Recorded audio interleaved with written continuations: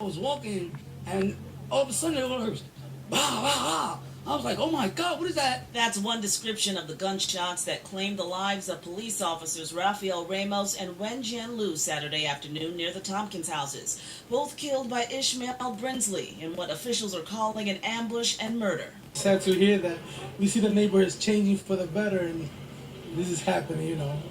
It's just sad. Officials kept much of the area where the officers were shot inside their patrol car blocked off as stunned residents gathered to watch investigators collect evidence. It's not safe to be around, to leave your kids around, or anything. You can't even walk to the corner store without something happening. There was a show of sympathy and compassion outside the 84th Precinct Station House, where residents left flowers and their flag is at half-staff. But the reaction here is a mix of emotions in a neighborhood where tensions between the police and the community remain high after recent high-profile police-involved deaths that many view as evidence of a culture of police brutality. Every time an officer does something to us, nothing happens to them. Like, they walk away freely, like, it's whatever.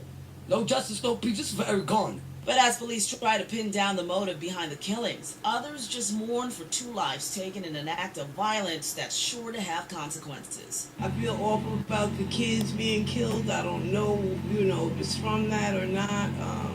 It's just a hard thing to hear. Like, these guys are dead. Like, it's heart-wrenching. That woman you just heard from is at least one person who's worried that others will follow that killer's example and the effect that could have on this neighborhood and the city. Reporting from Bed-Stuy, Brooklyn, Lori Chung, Time Warner Cable News.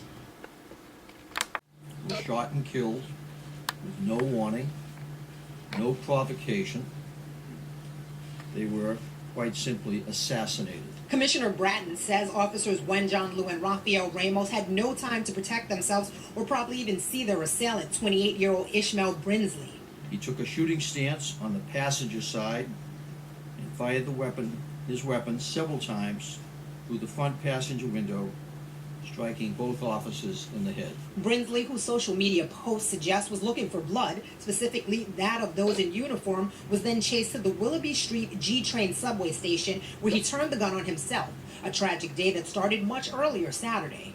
At approximately 5:45 this morning in Baltimore County, Maryland, a female believed to be Brinsley's former girlfriend was shot and seriously wounded by Brinsley at her residence. Attempts to warn NYPD that Brinsley might have been in the area, police say, unfortunately came too late. Baltimore authorities sent a fax, a warning flyer, a wanted flyer to the NYPD and other agencies.